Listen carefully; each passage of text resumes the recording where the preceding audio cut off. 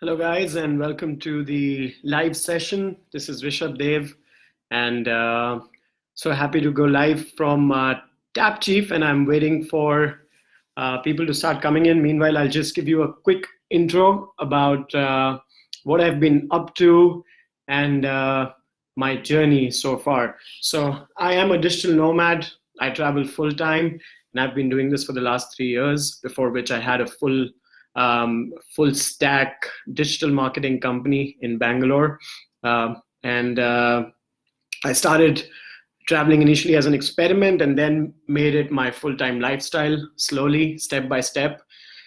This is my journey. This is how I've sort of reached this stage where I don't have to worry about money coming in. I don't have to worry about my revenue streams, and I can just start traveling and go anywhere I want, live anywhere I want. And more importantly than traveling, I can do whatever I feel like with my time. So I work when I want to. I can be anywhere. So I have location independence. I have financial independence. Hey, Rushal, how's it going? Good to see you here. I don't see you in most of my live sessions, but for a change. So we have questions coming in. We've collected questions through our form. If you've sent in your questions before, this is the time I'm going to be answering them. If you can identify your question and if you have counter questions on that, feel free to comment and ask. All right, so the first question is how to get started and become a digital nomad, right? So the first step for a lot of people is usually unplanned. And I've seen a lot of people take the first step without any preparation and just out of sort of an Instagram high, or just the feeling of traveling, or the feeling of going to the mountains because the mountains are calling and so forth.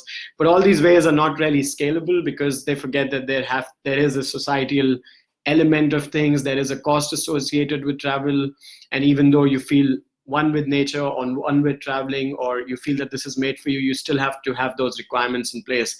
So a lot of people get started quickly and fail quickly because they have to then come back to their jobs. I know a lot of examples of such people, and then they try to figure out how we can balance this, and then they sort of end up in a model where they work 5 days and then they have 2 days of travel, or they have 2 weeks of travel in 1 year. But if you really want to become a digital nomad, if you really want to make money online and make sure you have good revenue streams and good money coming in, and while you can be anywhere you want, there is a step-by-step process for that. So the first step is you'll have to have solid revenue streams, because if you don't have that, you're going to fail very fast. So there's this movement called FIRE, if you guys have heard of it. The FIRE movement is about financial independence and retiring early. I'm not a big fan of retiring early. I do love to work, but the movement sort of is about how you can build this financial independence, because without financial independence, you can't be a digital nomad, right? So I'm not saying that you need to have a lot of money. What I mean is you need to have ways of making money while you're on the move if you want to scale it, right? You need to have ways of generating revenue online so that you can scale your travels. That's the reason why when I talk about digital nomad life, I also talk about financial independence together with it. So I would say the first step is that you have to look towards how are you going to scale this lifestyle? How are you going to make money while you're traveling?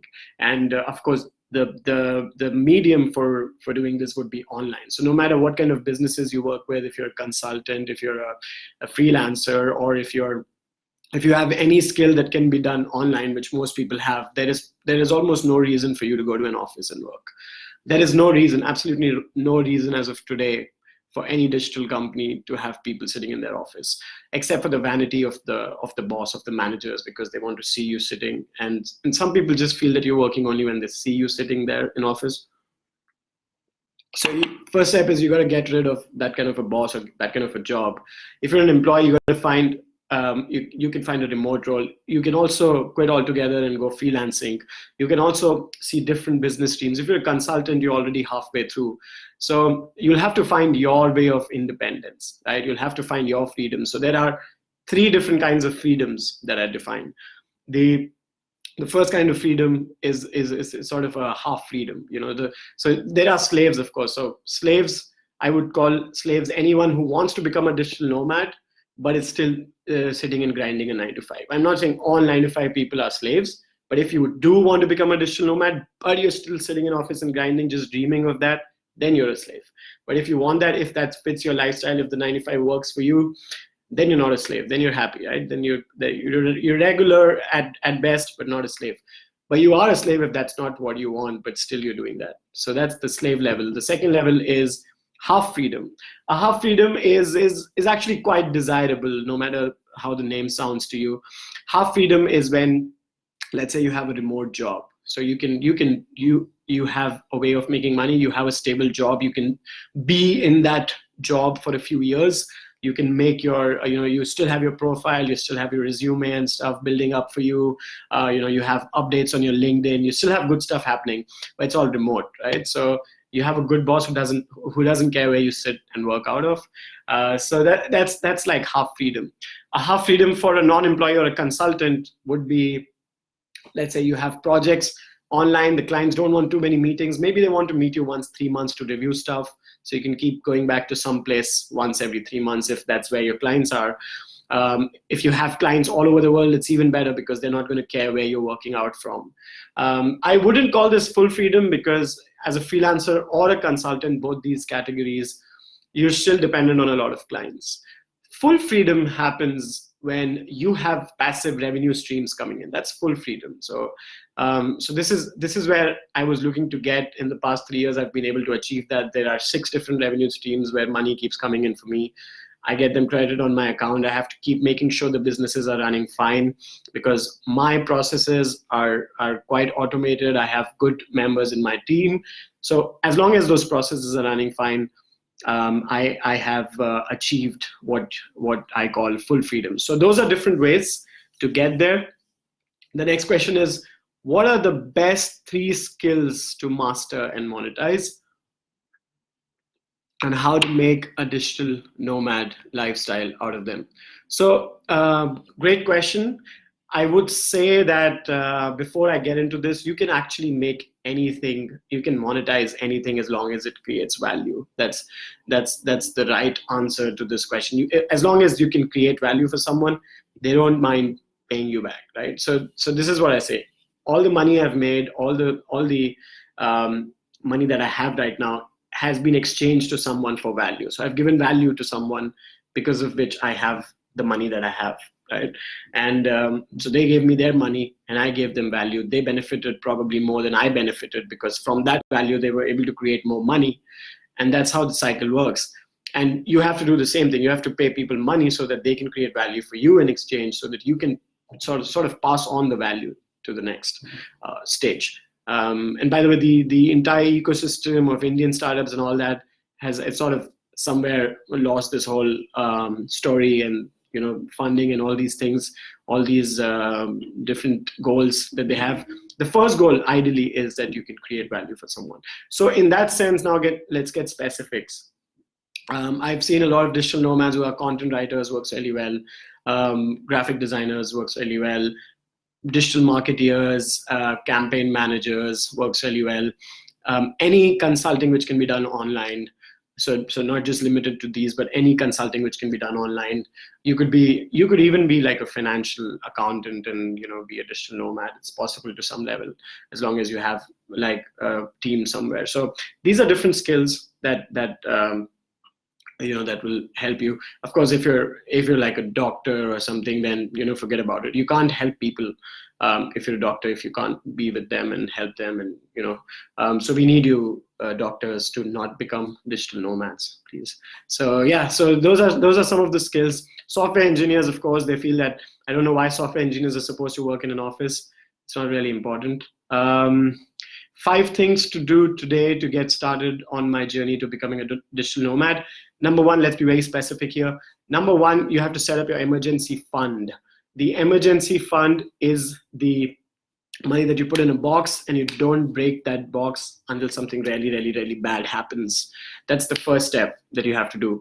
The second step that you have to do is you have to see how much money you're making, how much more money you need, and then start increasing your saving percentage. So now these are all about money, because that's how you will travel. It's not about, I'm not going to say, hey, go to skyscanner.com, find the cheapest flight, try to live below your means, try to get the cheapest hotel, try to get the cheapest hostel. That's all backpacking advice. That doesn't work because it's short term. You go and you have a cheap trip, you come back. That's not what this is all about, right? So people's mindsets about digital nomadism have to change a little bit. So it's about these steps, right? So you got to go frugal initially, because then you can understand the real value of money, and you can realize, I'm actually spending money on things I don't value. So let me spend this on experiences instead. So that's the second step. You figure out your expenses and savings ratio. You start increasing your percentage of savings. If that's too less, if the amount you're making is too less, then you have to think about more revenue streams. I'm not saying just save.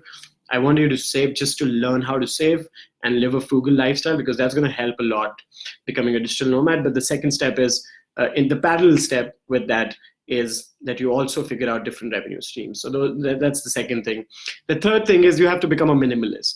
And this is probably the biggest thing that has helped me being able to travel 25 countries at a decent price and still save a lot of money while I did this. I recently wrote a blog about how I saved 25 lakh rupees in 2 years while I traveled 25 countries. So minimalism is important. I actually have my bag here. This is the bag that I travel with.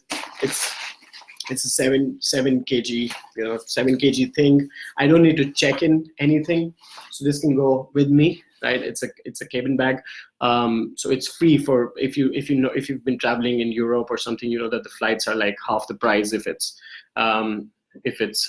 you don't check in a bag, right? So airlines get billed by the airports for every check-in bag, and when you don't have a check-in bag, you sort of reduce the price. So becoming a minimalist overall will also give you this feeling of being a nomad, because you won't have, if you don't have a car, let's say, or a house, let's say, you will feel free, because what you've done in your life is that you got a bag when you were born and you started filling it up with things, and now you have so many things. You have a car, you have a TV inside, you have like all the shit inside, you have probably like a big family, which is all cool, but you got to keep the people, but you can throw out the things, right? You can be light, you can remove the things, a lot of things from your life.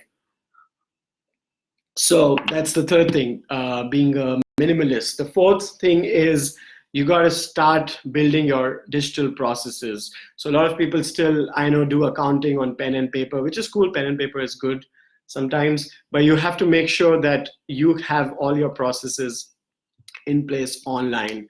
You know how to use the right tools. You have all your files in some place. When I say online, I don't mean like in your laptop. You can't have your work files in your laptop. It has to be somewhere on the cloud, so that you are not dependent on these things, right? So you have to be free of all these barriers. So if you don't have your laptop, if you don't have your system, if you don't have your big screen, whatever you guys use, then you can still work. You're still able to make money. That's the fourth thing, that you have to digitalize everything, digitalize all your processes. I have a registered office, for example, in Bangalore.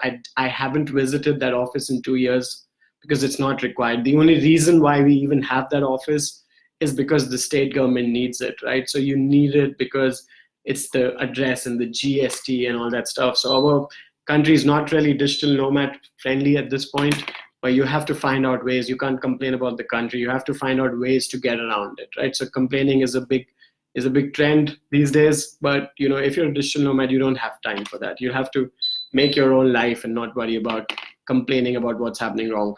The fifth thing is, the final thing is, you have to take that leap, right? And when I say take that leap, don't be stupid. Do all the 4 steps first, but then you got to book a one-way ticket to some new country which you don't know anything about. That's the fifth. That's the most important step. So I tell people that if you're worried about taking a leap, if you're not sure about taking a leap, just take the leap, right? So this is how I started. I booked a one-way ticket to Vietnam, the first thing, when I was starting this experiment, and I didn't book a return ticket. That's really important. You should not book a return ticket, because this puts you in that mindset of freedom. This puts you in that mindset of being a long-term digital nomad. By the way, I'm in Vietnam currently as well, so it's great. The cycle sort of, when I started, I booked for Vietnam, and now I'm doing this Q&A from Vietnam. That's beautiful. I keep coming to Vietnam often. I love this country. So those are the 5 things to do today to get started on becoming a digital nomad. Okay, how easy is it to become a digital nomad and earn enough for a mom? So this question is coming from a mother. So happy to read this. If you're a mom, probably you have, and now basically the market supports you, right? So you have a lot of opportunities, and probably more than a regular freelancer, because there's so many like websites and forums and blogs which support working moms, and all these gigs are online based, because people don't expect this role to be like a full-time role in an office. So I would say that you're at an advantage, and you should definitely leverage that advantage. That's like, you have to think about, how can I leverage my advantages, right? So you got to leverage this. There are so many work from home websites for moms, and you might not be working from home, and you don't need to tell everyone that you're becoming a digital nomad, but you can pick up these work from home mother jobs. And I would say it's rather easier, because you have so many more opportunities. And like, I couldn't go and apply to a work from home mom's website for a role, but you could, right? So you have that advantage. So more questions, happy to take more questions. And also happy that you asked this question, because yeah, I mean, the market is great for you. When you go to some freelancer websites, you actually have profiles tagged these days with work from home mothers. There's special forums and blogs for these kinds of things. For those guys who are already on their digital nomad journey, you will have to sort of modify your journey accordingly, because I've seen that all the steps I took in my own journey were, some of them were planned, some of them were out of, let's do this. But the ones which were planned and I did enough research on were the ones that I could actually scale. So digital nomads usually are people who like to listen to their heart and gut feeling. And most of the times it's correct about going somewhere and seeing something and doing something. It's correct about all of that. But the brain doesn't understand scalability, right? So the brain thinks about that one weekend or that 1 week, but you have to scale the process. You'll have to think, you'll have to sort of understand, okay, this is how my brain is thinking, but I have to make it think about the other aspects as well, and hence adjust my journey to match and meet those aspects. That's how the process has to work. This is a mindset tip, and it's not a direct actionable thing. Like I said, 5 things that you should do, but this is a mindset thing that you need to build. You need to build this mindset well enough that you're ready to listen to your brain sometimes, but know when not to listen to it, and sort of switch to your brain more than your heart and stuff like that. So that's important. If we have okay, let me just scroll down. I can see some questions. Okay, tips for undergrads, fresh graduates to become a digital nomad. One of the things that is very important, that's going to help you long term, even if you become a digital nomad or not, is to experiment with different ideas in parallel to whatever you're doing. So you might be in a situation where you're following the game, right? You're following the society, and you're like, okay, now you're this, and now you need to get a job. Whatever you're doing, start some experiments in parallel. I'll give you 3 experiments, and I would love if you fail in all of these 3. It's not important. In fact, if you fail, it's better for you. The first one is drop shipping. You can start like a drop shipping website right away. The second one is start a side project startup sort of a thing, right? So it's not as big as a side project, or somewhere between, just trying to get commissions on someone else's business and actually doing a startup. A side project is somewhere in between. And I have a lot of resources about what kind of side projects, and also if you ping me, I can send you that as well. But yeah, for undergrads, the first step, do a drop shipping experiment. Drop shipping is simple. You sell products online, and you just get the products from somewhere else. You never see the product never goes in your hand. The second one is, of course, the side project. The third one is you should start putting whatever money you have into some investment. So you're going to start getting money, and the first time you get money, you want to spend it. Don't do that, right? Don't spend the money. If you like something, buy it. It's okay, but understand that money is a tool, and if you use it the right way, you can make more money, right? So your money can make babies for you, and you want that money to make more money for you, rather than buying that thing and that's the end of the story, right? So you want the money to evolve. That's what you want to do with the first incomes that you get. So set aside some of that income, put it into the stock market, put it into mutual funds, find right places. If you're a guy who doesn't want to invest too much time here or there, then just go for mutual funds. But if you want to do something, some research, and if you have that sort of a time, then you can do some stock market. But you have to make sure that that money is going to make money for you. If you don't want to do all of these investments, then you can build the side projects. You can just start making mobile apps right now. You can pay someone to make mobile apps and flip mobile apps. Flipping domains was a big thing before. Some people still do it, but you can flip domains. So these are kinds of things that you should do. You should not think about, don't get sold for the Steve Jobs and Mark Zuckerberg thing.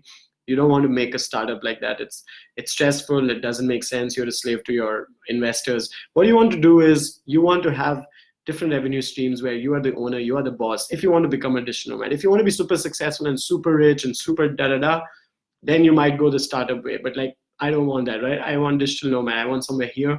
And then this is the normal life, and this is the slave life. So somewhere here is pretty good, because then you have a lot of freedom. Because eventually you don't want to realize that, I left my job to do a startup. I was a slave to my boss. Now I'm a slave to my investors. What's the whole point of this life? So you don't want to get into that existential crisis. If you're a travel lover and like you want to go out and do things, you'll have to shift the mindset. Don't go into what the society is telling you. Don't do a startup just because it's cool. Do all these different experiments. Do these new experiments. Like, for example, I have Airbnb businesses, but I don't actually own the houses, right? So I flip Airbnbs, and I do Airbnb marketing as well. So now this is not a startup. This is not a business. There's no fame in this, but it gets me money. It gets me like reckoning revenue. So I'm sort of old school in that sense. I like revenue more than number of users, blah blah blah. Whatever. Revenue is the thing. Revenue is God for me. So that's what I care about. And cash flow is more important, right? So cash is not important. Cash flow is important. You need to get cash flowing.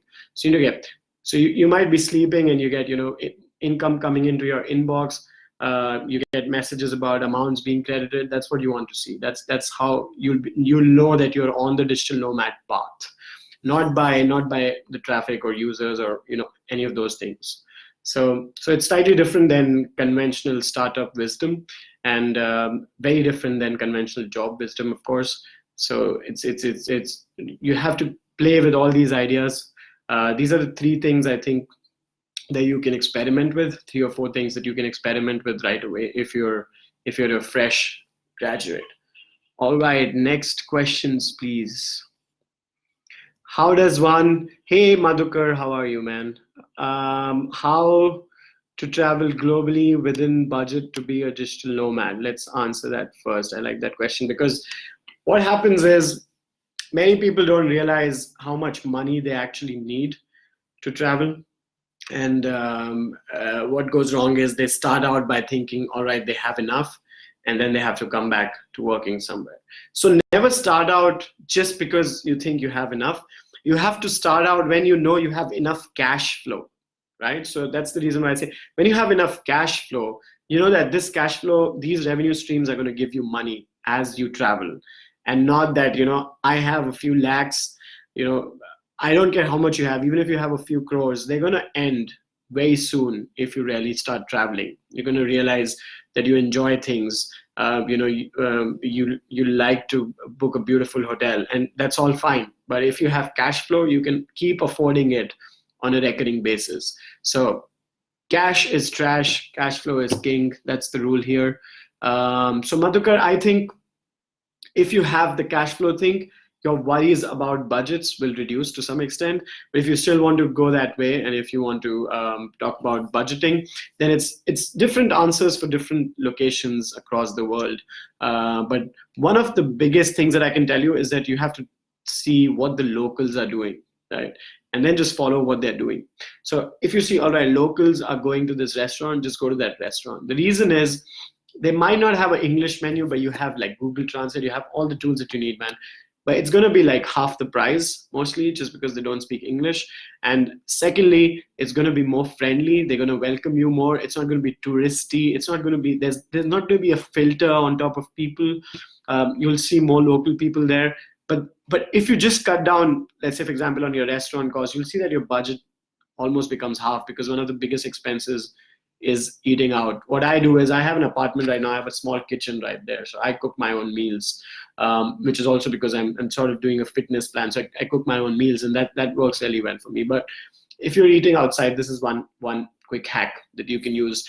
The other hack that you can use is, of course, you have to travel light. If you travel light, your flight tickets are much cheaper than if you check in bags.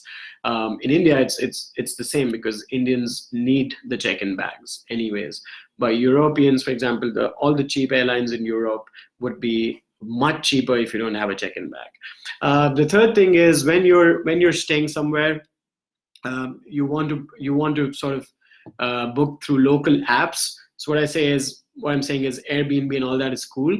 But let's say if you're going to Indonesia or Asia, you want to go to Traveloka or some local app which is popular there, and then book through that app, because that's going to be cheaper than the international apps. The price of the same place is going to be cheaper. If you're looking for long stay, like I'm staying for a month here, and it's around $1,000 on Airbnb for a month where I'm staying. I'm paying around $600 because I just skipped the whole Airbnb process. What I do is I book for a few days on Airbnb, because then they get a review, which is good for the host. And then I just talk to them, I know all the commissions. If I'm booking from booking.com, I know booking.com slots are 15%, 20%, or 25%. So that's the commission that booking.com charges. So I know if it's a place for 1 week, they're giving me the place for $100.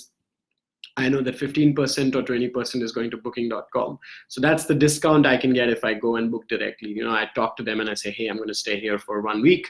Why don't you give me 20% off, because I'm not going through booking.com.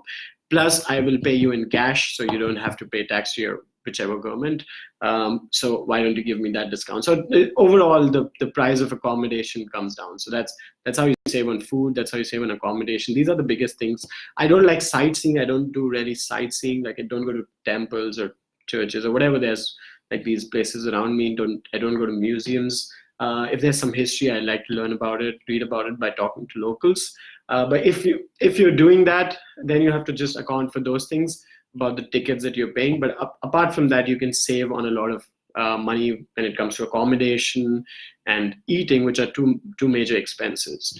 Flying to some extent is already, the game is already sort of saturated. You go to Skyscanner or some website where you track the cheapest websites. What I do is, because I have freedom, I just go to the country where the cheapest flight is. So I can choose my place, just like, all right, cheap flight, let's go there. Cheap flight and shoulder season, okay weather, let's go there. You might not have that freedom, which is why I said let's get the freedom aspect sorted first. But if you don't have that freedom, then you'll be like a person who's planning in advance, where to go to. In that case, you don't have much option to save on the flight, unless you have like miles and stuff like that. So yeah, those are some quick tips to travel within budget. I like to make a daily budget for wherever I am. Like, so for example, for Asia, I know that I can spend $25 a day. That's my budget for Asia. It used to be $10 a day before. I've made more money. I've sort of upscaled my lifestyle a little bit accordingly. So don't do that right now. I mean, once you have money, you can start doing that as well. So I missed a question before. How does one chart a path to be a growth marketeer? Cool. So this is about what I do. I help companies grow creatively without depending a lot on ads and organic slow growth. So I get them from point A to B faster and better than the usual digital marketing stuff. That's what I do. That's what a growth marketeer does. And so this question obviously comes from someone who wants to follow the same career line. And if you want to be a growth marketeer, first of all, you'll have to work on your mindset. You'll have to start thinking about, how can I grow businesses from point A to B? What are the different channels that I can grow businesses using? And then start being active on those channels. The biggest mindset thing is is experiment, right? So to become a growth marketer, you'll have to think of life itself as an experiment. So all of this life is an experiment. Every day is an experiment. Every month is an experiment. Every country you go to is an experiment. Similarly, in business, every campaign that you do is sort of an experiment. So you'll have to do new experiments. And to become a really good growth marketer, you have to do experiments which other marketeers are not doing. So for example, if everyone is doing Facebook ads, it's not an experiment worth doing for you unless you have some creative idea within the Facebook ads.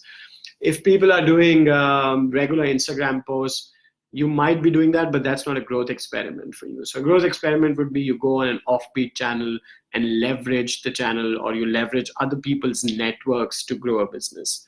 That would make you a growth marketer. I have a free course on growth marketing on Maplings Academy. The website is academy.maplings.com. So you can check that out. If you'd like to take the course, it's a free course and you'll learn how to become a growth marketer using that course. So I'm just going to reply to that with the course URL. Meanwhile, we can have more questions from the form that people have mentioned. Hey Tejas, what's up, man? What's happening? Good to see you here. All right, so how do you manage the remote resources in your company and how to make sure that they are productive? The very interesting thing is, I actually did this experiment the first time I went traveling. I sort of told 3 or 4 people in my company. I had 25 employees, full-time employees at that time. This was around 2015, 2016. And I said, 3 of you just forget about this project and get into some other project. So I put them in some other project.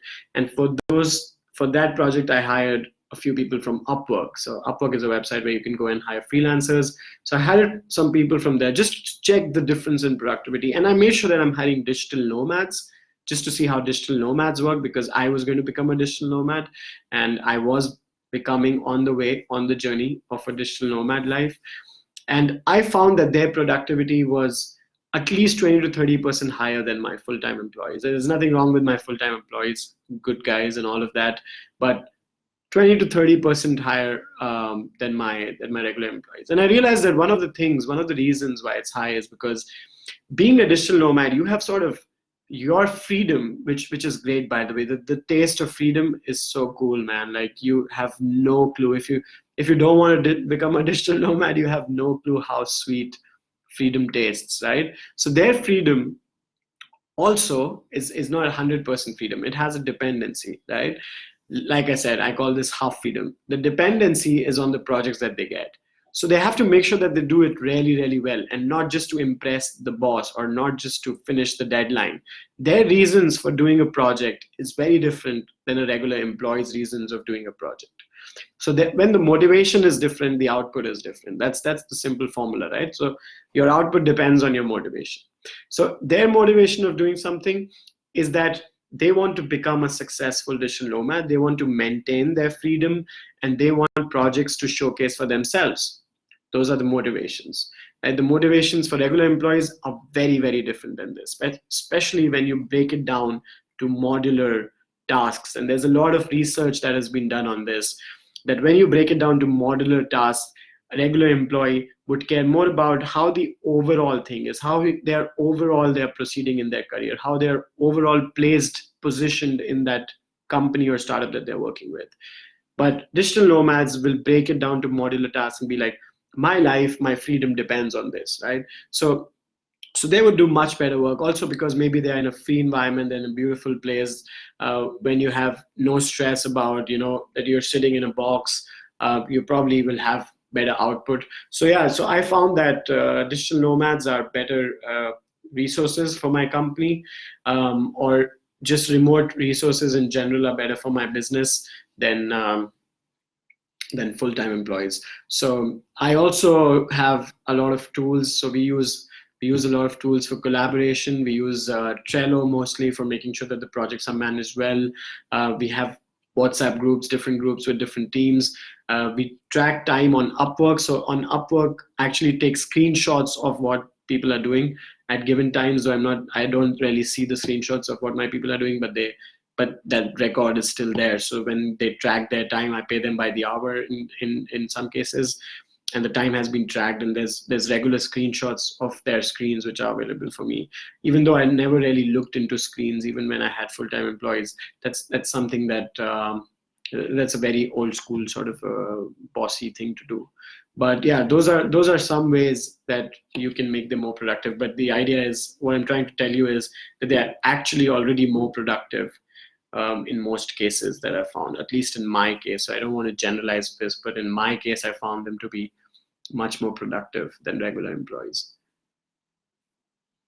Also, I think another thing is that, when you have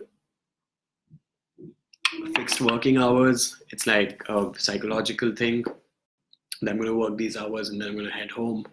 And then I'm like, okay, now I still have to do this work from home. But these remote employees, they really forget about the working hours, right? Because there's no concept like that. You're at home, that's your office. When you have something, you just open your laptop and you finish it. So that's another thing. You can get more stuff done from them as a boss. And they would not really mind doing it because they don't have that psychological association of home being a place where they are not supposed to work, because they work from home, right? Whatever home, hotel, Airbnb, wherever they are. So I've like worked from crazy places. Like I've worked from the Krabi railway station once. That was amazing.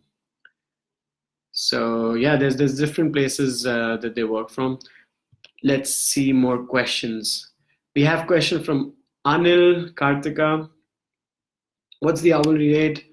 How is $20 to $25 per hour for 10 years experience? It doesn't really matter, Anil, how experienced you are.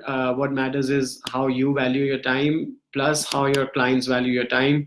And I usually suggest people take what you value your time at and what clients value your time at, and sort of just take the average out, try to sell at that rate. If the clients think you're worth only $5 an hour, then you can't really sell them $25, right? So just take an average and come somewhere in the middle. That would usually work for people. If the client values you at $100 and you're selling $25, and you're underselling yourself, right? So you could get the same amount of money for 1 hour of work for which you're now doing 4 hours of work. So experience is not important. If you have a project that you can add value and the client thinks you're valued at $100, that's how sales work. So I've been in the IT sales sector for a while before I started growth marketing, and yeah, we used to undersell, oversell all the time. So as a resource, if you're selling yourself, what you want to make sure is that you have sort of the right price. You're not underselling or overselling yourself. So that's the answer for you, Anil. I'm just going to like this so that I know I've answered it. Tejas says, what is the best country for digital nomads? No right answer, Tejas. No right answer. No right answer for this. Depends on your personal requirements. So what I've created is something called IDEs, just like ideal development environments. I've written recently a blog about this as well on rishabhdev.com.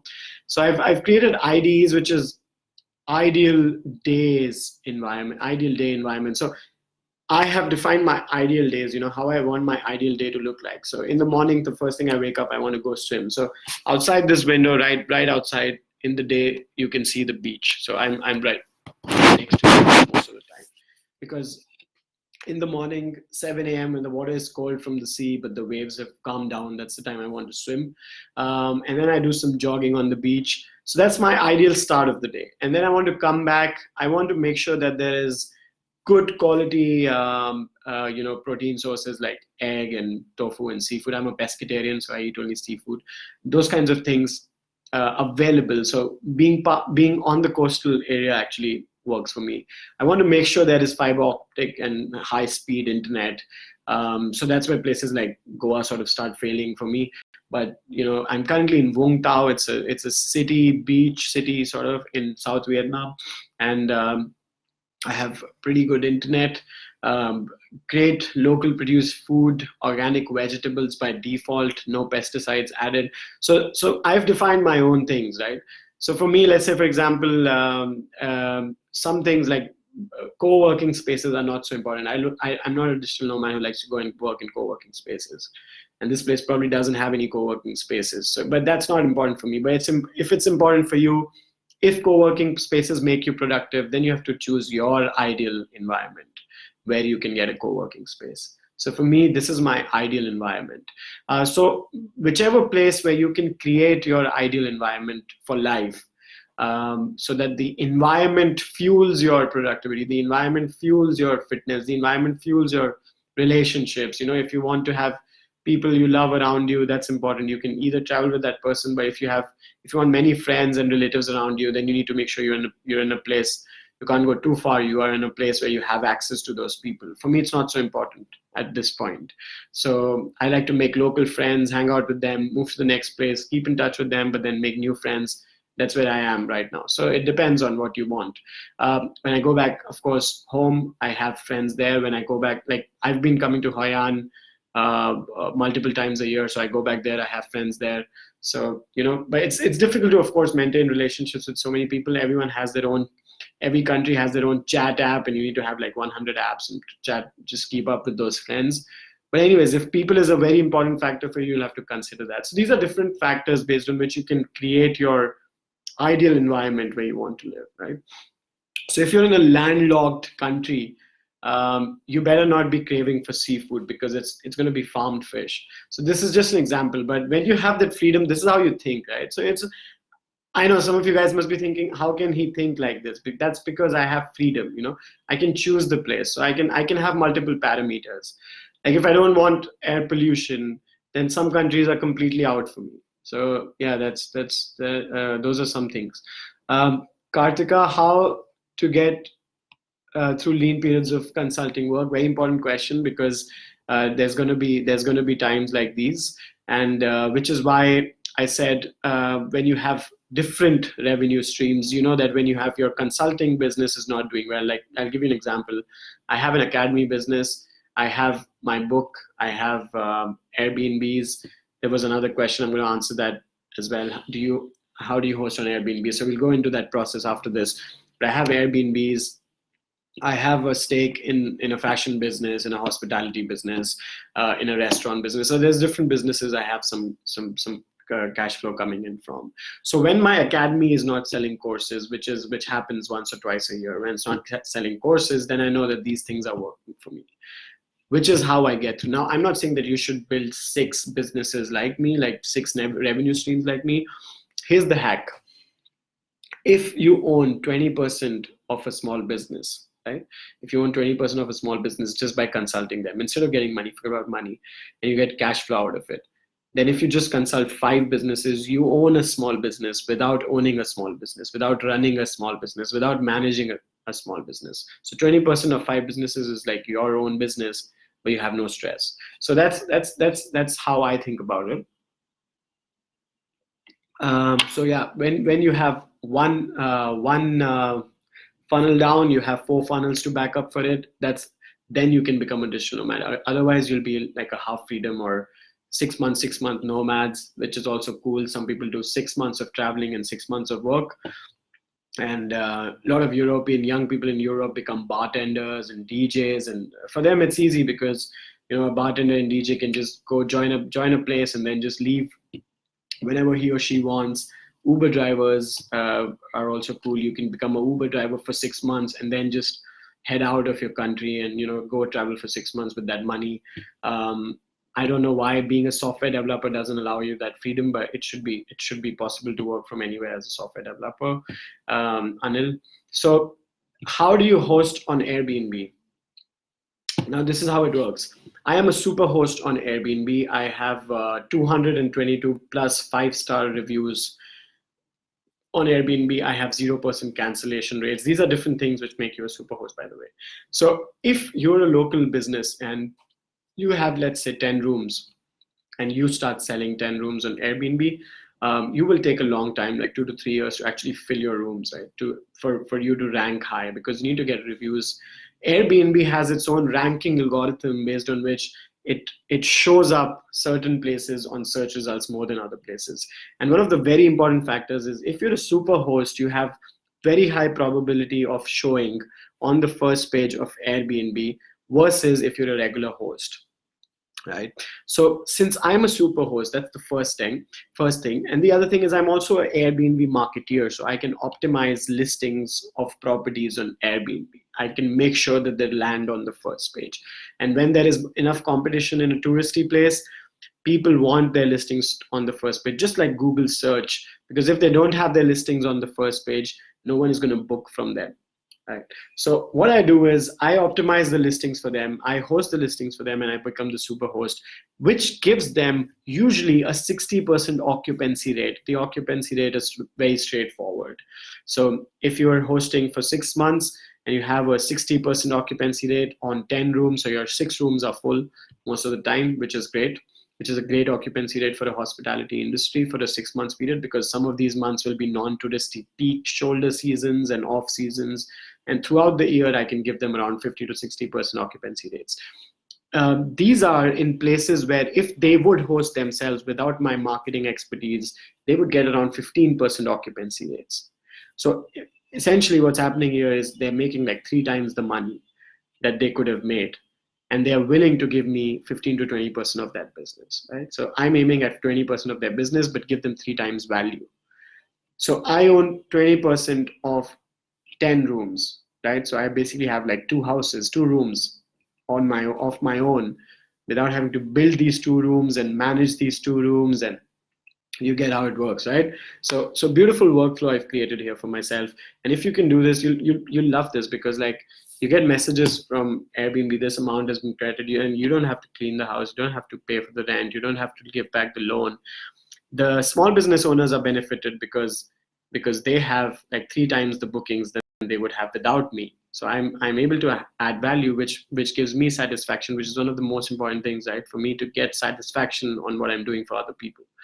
And when people book through this, I make sure that I have people who are locals. So for example, I have Airbnbs in Vietnam where all the owners are local families, and they love their guests. They want to love their guests. They want to take care of them like anything. They want to take care of them like their own family member. So I've chosen these people, and when they do this, people love it. The guests love it. We get 5-star reviews. We keep getting reviews. We keep getting more bookings. I keep optimizing the listings to make sure it lands on the first page. The different optimization strategies, again, something I've written about a blog on. So that's one thing that you can check out on rishabdev.com again. So those are some things. I will move on to the next questions. Aman says, one advice you want to give a talented but I'm sorry, I'm just prioritizing the live questions over the form inquiries that we've got, because these people deserve it, because they're here with us. One advice you want to give a talented but confused digital marketer. It's a great question, but a confused question. Aman, I would say, if you're talented but confused, you better get rid of your confusion. That's the best that you can do for yourself. I don't know what the confusion is, but it would probably be about how you want to go ahead in future with your life. And what I would say is there are T-shaped marketeers, there is pie-shaped marketeers, there is E-shaped marketeers, and then there's full stack marketeers. I would say that become T-shaped. That's the advice which would sort out most of your confusion. So become a T-shaped marketeer. Make sure that you have width of knowledge in different aspects: social media, search, ads, all the aspects, content, and everything. You have that width, but you have depth of knowledge on one very specific skill, which could be just managing Facebook ad campaigns, for instance. So when you have that, one is your confusions will go, because then you're not pi and E and all that full stack thing is not for real, man. You have to be T-shaped marketeer. And when you have depth of knowledge in something, you're going to become more valuable to people. And when you become more valuable to people, they're going to pay more for you, right? Money value exchange is the core of what I do. So Aman, that's my advice for you. You have to get rid of your confusion. And the best way to do that is to become a T-shaped digital marketeer, and not just a regular digital marketeer, or even worse, a confused digital marketeer, because being talented, you're just wasting your talent. Tejas says, what do you include in digital consulting? Yeah, good question. I particularly focus, like I said, become T-shaped. So I was doing full stack digital marketing myself. I focused on growth hacking and growth marketing as my depth of knowledge, and not so I have width of knowledge in everything, but I have depth of knowledge here. I have depth of experience. I have past data from and everything that you would need to become a successful growth marketer. So when I consult people, I consult them on their growth marketing. I try to make sure that I get clients who I can consult on my depth of knowledge, because that's how they'll get the most value from me. Now, a client could come in and say, we want Facebook ads. They would still get value from me, because that's in my width of knowledge. But my depth of knowledge is about growth marketing. So I would tell them, hey, you can hire someone for Facebook ads, and let me give you something new which you never imagined, which is more scalable, which needs less investment, and which can work better for your business. So that's what I do when I consult clients. I focus on my depth of knowledge and how I can create value for them. Though now my brand image is pretty solid and clients know what I'm good at, and clients will specifically find me, catch hold of me, and make sure I work with them. So now I don't have to sell them something. Madhukar says, what is your favorite country, local culture you have visited and experienced until now, and for being a digital nomad, what's your suggestion? So Madhukar, Italy was one of the countries that I loved, the culture, the food, the country, and all of that. This was until I discovered Vietnam, which is now on my top of the list. Amazing country, amazing culture, things that you could never imagine happening in this country. It's way cleaner and better than someone imagines when they hear the word Vietnam. But yeah, so the local culture is actually, there is culture. That's the most important thing in this country. There is culture. There's no hypocrisy, like, we are somewhere between tradition, culture, and westernism, and all of that, and all of the new isms. We are somewhere in between, but these people just decided to stick to their culture, which is great. So you either stick with your culture or you go west. That's cool. But when you're somewhere in between, you have a mess of a country. You have visited and experience. Yeah, so I think it's moved from Italy to Vietnam, my choice. Before the productivity tips, I missed a question before. I'm 23 years old and I've just started working in Infosys full time. What advice can you give me to achieve financial freedom for the next 7 years? I remember this question I got in my Instagram feed, on my Instagram DM, and I just replied to him, quit Infosys. Yeah, so that was the reply that I gave him, quit Infosys, because Infosys is not going to care about your financial freedom. Infosys is not going to work on your financial freedom. You can work on Infosys, but Infosys is not going to work on your financial freedom. So that's the first thing, quit Infosys. But now today, since we have this here, let me explain a little bit more in depth to that, expand that short answer before I take up Tejas, your question. So here's the thing: the more time you spend on Infosys is the more time that you'll waste to actually come on your journey to financial freedom. One of the things is these IT companies don't pay so well. You want to make, if you're 23 years old, you're not making ₹1,00,000 coming in your bank account, then you're basically broke. So that's how I see it. If you want financial freedom in the next 7 years, then you're broke. So you want to make sure that you have revenue streams that can give you at least ₹1,00,000 right now as 23, so that you can take that ₹1,00,000 and you're probably making like half of that, but then you can save half of that. And when you can put half of that in savings, you better put that in investments, because savings just mean you put it in the bank account and it dies, in the bank account. Bank accounts are the worst thing that has happened to the world. Bank account is where you put money so that it can basically reduce in value over the next years. That's how a bank account works. That's the definition of a bank account for me.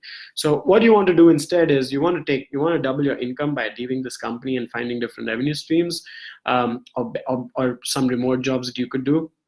I don't want you to hustle and keep working hard and work 24 hours a day. Don't do that, please, because after 7 years, you're not going to have the health or the actually the psychological intent to enjoy life, because you'll be so used to working hard. Working hard is great, but not 3 jobs at a time. Don't do that. So instead of that, try to balance it out. Try to build different revenue streams. Once you can do that, now this sounds easy, but it's of course difficult to build revenue streams.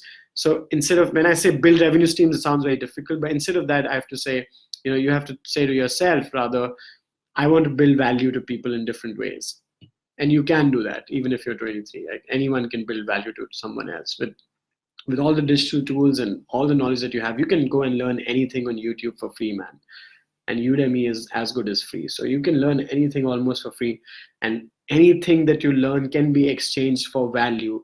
You're telling yourself that you're 23. Don't use it as an excuse that you're 23 now, so you can't leave this job. You're 23, you're 33, you're 43, it doesn't matter. You might be 33 and saying the same thing, if you keep doing what you're doing. So it doesn't matter how young you are. You have to build different revenue streams. It's the same advice for people of all ages that I have. All right, so Tej, so that's the answer to your question. Tejas, before I take the productivity thing, Tejas says, which business model is better, agency or digital product? We have the last 2 minutes, guys, by the way. If there are more questions, bring it on. We have the last 2 minutes of the live. Maybe 5 minutes. Let's take 5 minutes. Which business model is better, agency or digital product? I know the answer, but still, all right, we can skip this. He knows the answer. So yeah, digital product is better. That's the short answer. The long answer, of course, is that an agency might work for you as well, or even better than a digital product. But the scale to which that, if you like honestly running on a treadmill, go for the agency business. You know what I mean. I'm not sure if everyone knows what I mean, but if you love running on the treadmill, you better go for the agency business. Because what happens on a treadmill, this is what happens. I've recently been doing this research about how my body can perform to an optimal level, reading some biohacking books. But this is what happens when you run on a treadmill. You get your heart rate up, you're in that cardiac rhythm where your body can start tapping into your reserves, and you burn those calories, and that's the end of the story once you get off the treadmill. Versus, let's say you do strength training, and then you're basically burning fat for the next 24 hours of that strength training. That's digital product. That's a digital product. So you got to go for the weights, go for the body weight exercises or something. Unless you love running on a treadmill for your entire life, you love that treadmill of hiring more people, getting more projects, blah blah blah, then it's okay. What are your productivity tips for 2020? I love this. I've been talking about productivity for a while. I became a digital minimalist. I quit social media for 1 year to become productive. I do deep work sessions. There's a lot of things that you could do for 2020, but the important thing is, forget about, I want to focus on that phrase for 2020. Just get rid of that from your question. There is no for 2020. There is no for 2020, because here's how productivity works. You think you're going to have a productive 2020, but the truth is you only have a productive day. You can only have a productive minute, an hour, and day. Day is the easiest to measure. So you can have a productive day. That's how you have to think about it. When you have a productive day, you will have a productive week, a productive month, and a productive 2020 if that's what you want. But what you really want to do is you want to make your days productive. And then your years will become productive, because days will make your years. This is what I have been speaking, and this is very important for you to understand. How you make your days productive is by creating productive habits, not by doing productive things. You create productive habits. The habits make sure that there is a system in place which makes you do productive things. So you have to make daily habits which are productive. For example, eat the frog is an important habit that you can do every morning. The first thing you want to do is the worst task of the day. The task that you don't really want to do, that's the thing that you want to do the first, but which is very important for going your projects to the next level. That's one example of a daily habit. The second example of a daily habit is you can do 1 hour of creative work without the phone. Keep the phone on flight mode and forget about your phone for 1 hour, and then you work. So that's another interesting habit. So these are daily habits which will make your days productive, which will make your years productive. They just got the treadmill idea. Great. So 2 minutes left. Do you charge a monthly retainer, percentage equity? Is the Airbnb concept same? Yeah, something like that. But what happens is, in the I'm not renting a place and then putting it up on Airbnb. That's the difference, right? So if I rent a place and put it up on Airbnb, then it's the same thing. But if I actually partner with them on a skill that I have, which is marketing, or on a value that I can give them just by being a super host, it has no investment of money from my end. So it's not the same thing as renting a place on a lease or something and then putting it on Airbnb. It's more like, yes, it is equity, it is 15%. I wouldn't say equity exactly because it's used in a different sense. I would rather say percentage revenue. So whatever, in fact, Airbnb does the split. Airbnb gives me that 15 to 20%, whatever I've asked for, and the rest to the host. Airbnb does that bank split. So as soon as someone books, I get that money. I'm not going to get money when the guest pays extra for a lunch or dinner at the property. That's going to be with the owner, of course. So it's not exactly percentage equity in the entire business, but whatever Airbnb bookings I get money on that. I don't want to charge a monthly retainer because I love that. Like I said, cash is trash. Cash flow is the king. I want cash flow. I want money keep coming in to these instead of getting one time for a project. In terms of a monthly retainer, when I have the money from every booking, the hosts are much more excited to work with me. The owners, the property owners, are much more excited. I've tried the monthly retainer, but it doesn't work because I don't really give them like social media or something as a service. I tell them, let's do this. If they are too big, then I might say, all right, let's include a monthly retainer for marketing. But honestly, I'm not so interested because I'm happy with the commissions from the booking. So I tell them, I'll give you bookings, I get percentage from the bookings, and I'll give you 3 times the booking you have now. That's a fairly straightforward model, and they just say yes. But if I go to them, I want 100, 1,000, whatever, $10,000 a month, whatever money that is. I want this much money every month, plus I'll try to get you new bookings. That's a very different state that you're putting the owners of the Airbnb in, of the property in. So yeah, I want to put them at ease. These are local families. I don't want to give them too much pressure as well. So that's the important thing. You're going to get the cash flow from there. So I think that's our time. Let me see. There's one more question. What do you advise for me who has already spent more than 1 million in a year on Google Ads for clients, but just freelancing? Should I open an agency or continue freelancing? Continue freelancing. Continue freelancing. Right. So, Mohammed, please continue freelancing. You don't need to open an agency. You can manage your clients. You can manage 1 million, 2 million, 10 million as a freelancer. Your life is going to be better. It's going to be less stressful. Don't get into that agency game. It's just agency is becoming so cool. I don't know why it's not cool at all. It's not cool to run a digital marketing agency. It's not beneficial in any sense. If you're doing this, you can make money, of course, as an agency, but you can also make money as a freelancer. You can also say that you have an agency and just register something if you want to feel good about it.